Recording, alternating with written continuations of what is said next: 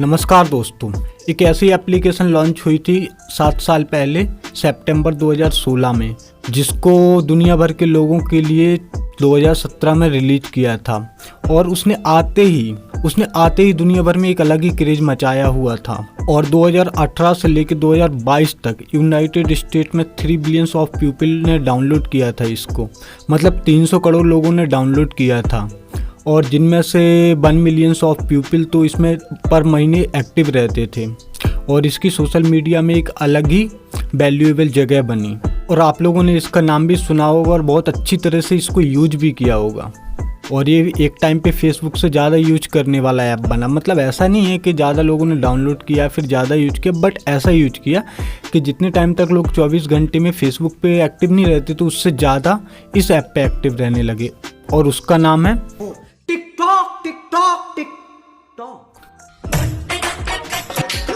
Looking at a lot of alternatives with respect to TikTok. ओ madam ji मैं तेरा भाई up Elise Myers from TikTok. That TikTok has launched a new feature. Welcome to TikTok.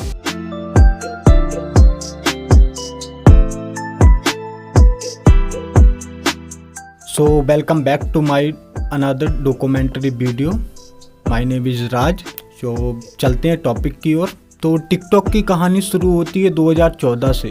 दो दोस्त जिनका नाम था एलेक्स जूहू और लुई यंग, इन दोनों ने एक ऐसी एप्लीकेशन बनाने की सोची जो कम समय में ज़्यादा इन्फॉर्मेशन दे, और बनाई भी थी, लेकिन ये पूरी तरह से फ्लॉप रही।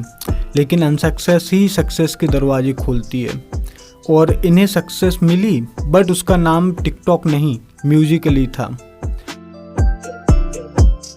बट इन लोगों ने इसका 9 नवंबर 2017 को बाइडेंस कंपनी को बेचा था $1 मिलियन में।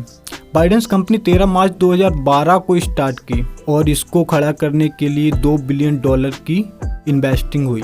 बाइडेंस कंपनी के CEO हैं लिएंग रूबो और टिकटॉक के CEO हैं सूजी चाओ और टिकटॉक के COO हैं बनीसा पपेस हैं। बाइडेंस कंपनी ने अभी तक 337 ऐप रिलीज किया था, जिनमें से 217 ऐप iOS के लिए रिलीज की थी और 120 एंड्रॉयड के लिए। टोटल ऐप की अक्टूबर 2023 की रेवेन्यू थी $302 मिलियन, जिनमें से $226 मिलियन iOS ऐप की कमाई थी और $76 मिलियन एंड्रॉयड ऐप की कमाई। और 337 एप्लीकेशन में से सबसे ज़्यादा डाउनलोड करने वाली और रिवेन्यू करने वाली ऐप थी टिकटॉक। इंडिया में जून 2020 में टिकटॉक को बैन कर दिया गया था, जिनमें से 150 million every month active users थे भारत में। और टिकटॉक ने अभी तक भारत से 250 मिलियन यानी 25 करोड़ रुपए की कमाई की थी। डाटा AI यानी की 2022 मार्केटिंग रिपोर्ट में भविष्यवाणी की गई थी कि साल के अंत तक टिकटॉक दुनिया भर में 3 बिलियन डाउनलोड के साथ iOS और गूगल प्ले स्टोर पर $3 बिलियन खर्च करेगा। लेकिन ऐसा नहीं हुआ। सभी सोशल मीडिया कंपनीज की तरह टिकटॉक भी अपने यूजर्स के बारे में निजी जानकारी कलेक्ट कर रहा है और इसका इन फ्यूचर मिसयूज ना हो यह चिंताओं का लक्ष्य बना रहा है। इसका इम्पोर्टेंट कारण था कि टिकटॉक एक अधिकांश हिस्सा चीन के स्वामित्व वाला है। मतलब the difference is that the majority of TikTok is Chinese owned.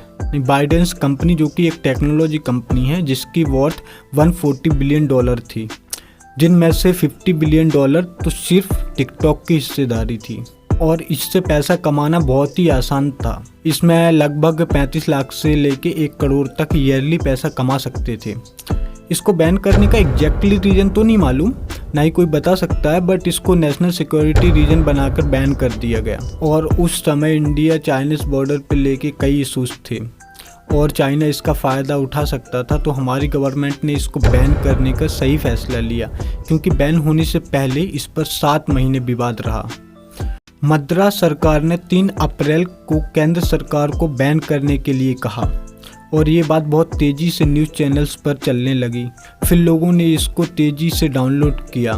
TikTok से पहला सुसाइड अटेम्प्ट किया गया था 17 अक्टूबर 2018 को चेन्नई में। 24 वर्षीय व्यक्ति ने महिला के कपड़े में एक पोस्ट की लोगों की उत्पीड़ना और हेट कमेंट्स की वजह से उसने सुसाइड अटेम्प्ट किया। 1 जनवरी 2019 को भारत के तमिलनाडु के पट्टली मक्कल कांची पार्टी के संस्थापक एस रामदास ने इसका पहली बार बैन करने की बात कही।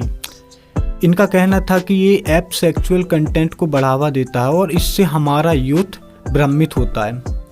और इनकी बात सुन के 11 फरवरी 2019 को तमिलनाडु के आईटी मंत्री एम मणिकंदन ने भारत की संस्कृति को अपमानित और अश्लील साहित्य को बढ़ावा देने के लिए देश भर में बैन करने की बात कही केंद्र सरकार को। और 1 अप्रैल 2019 को एडवोकेट मुथु कुमार ने पोर्नोग्राफी के ऐड एंड बच्चों की लाइफ पर इसका कितना बुरा इम्पैक्ट पड़ता है, और मुथु कुमार ने मद्रास हाई कोर्ट में अपनी पिटीशन दायर की टिकटॉक के खिलाफ। और 3 अप्रैल 2019 को मद्रास हाई कोर्ट ने इंडियन गवर्नमेंट को टिकटॉक पर बैन लगाने का आदेश दिया और टिकटॉक द्वारा ऐड में दिखाई गई सामग्री को यूज करने से भी मना किया।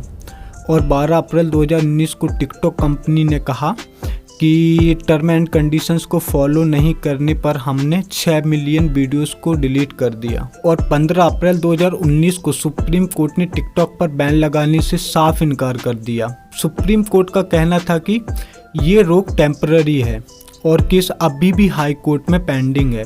16 अप्रैल 2019 को कोर्ट के ऑर्डर अनुसार गूगल एंड अदर प्लेटफॉर्म से टिकटॉक को हटा दिया गया, लेकिन यूजर्स इसको अभी भी यूज कर पा रहे थे।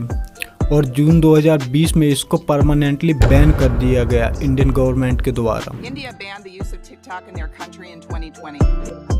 उसी बीच 2020 में 20 इंडियन सोल्जर मारे गए थे इंडियन चाइना बॉर्डर हिमालयन पर। और यही नेशनल सिक्योरिटी का एक बहुत बड़ा रीजन साबित ना हो, इसलिए टिकटॉक को पूरी तरह बैन कर दिया गया।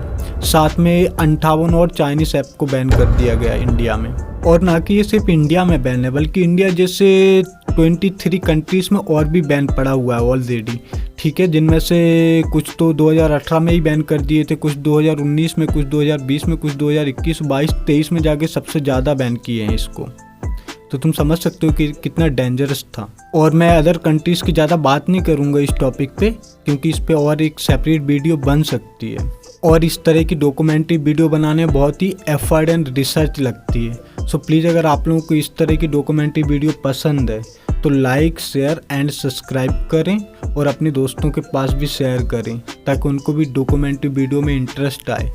और हाँ, अगर आप लोगों को किसी टॉपिक पे वीडियो चाहिए हो तो मुझे कमेंट करके ज़रूर बता दें। और आप लोगों का बहुत बहुत धन्यवाद। Thank you. जय हिंद।